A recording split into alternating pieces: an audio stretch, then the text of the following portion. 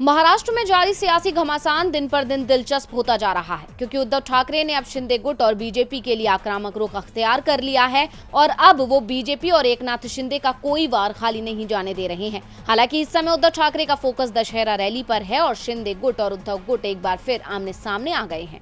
लेकिन इस बीच अब पूर्व सीएम और शिवसेना प्रमुख उद्धव ठाकरे ने गृह मंत्री अमित शाह पर पलटवार करते हुए उन पर तंज कसा है। दरअसल उद्धव ठाकरे ने अमित शाह को आड़े हाथों लेते हुए कहा, मुंबई में हमने मंगल मूर्ति और अमंगल मूर्ति दोनों को देखा। बता दें कि उद्धव ठाकरे का ये बयान अमित शाह के उन बयानों पर पलटवार के रूप में देखा जा रहा है जो उन्होंने अपने मुंबई दौरे के दौरान दिए थे। दरअसल बीते सोमवार को केंद्रीय गृह मंत्री अमित शाह ने उद्धव ठाकरे को शिवसेना चीफ मानने से ही इनकार कर दिया।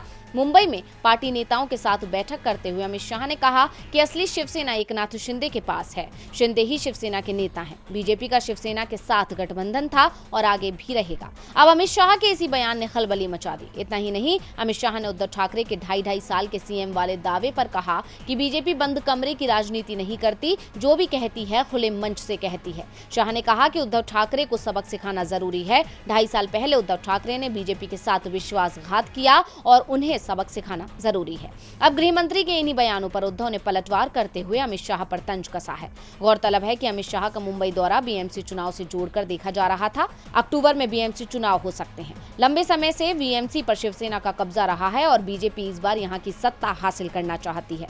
वहीं अमित शाह के दौरे के बाद ही राज्य के डिप्टी सीएम देवेंद्र फडणवीस ने बड़ी घोषणा कर दी है। उन्होंने बताया कि भारतीय जनता पार्टी और शिंदे जी की शिवसेना मिलकर बीएमसी चुनाव लड़ेगी और जीतेगी। फडणवीस के इस बयान से तो साफ हो गया है कि बीजेपी बीएमसी का चुनाव अकेले नहीं बल्कि गठबंधन में लड़ने जा रही है। इस ऐलान के साथ बीजेपी ने उन सभी अटकलों को खारिज करने की कोशिश की है जिसमें दोनों के बीच दूरियां आने की बात कही जा रही थी। यानी साफ है कि बीजेपी कुछ तो छिपाने की कोशिश कर रही है। डीवी लाइव की रिपोर्ट।